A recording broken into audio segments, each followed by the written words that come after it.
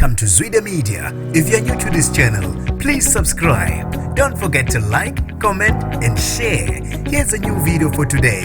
Enjoy.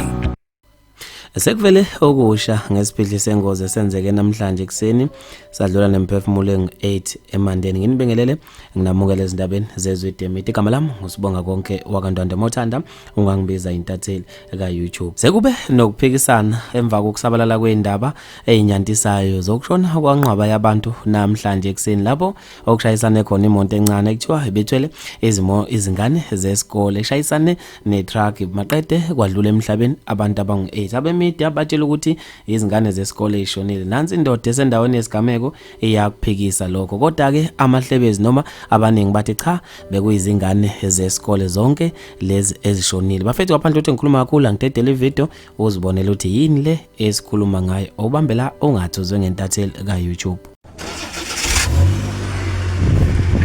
Ya ma-comrade ngikhona la esigamekweni njengamanje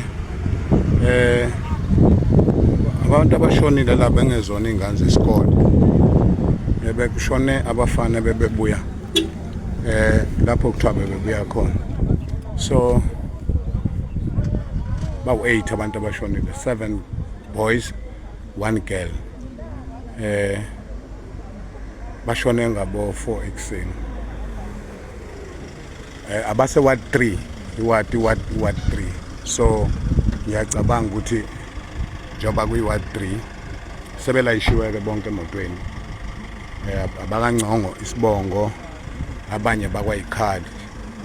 I-avansa iphelile nansiya ilaphaya. Akuzona ingane zesikole, abantu ebebebuya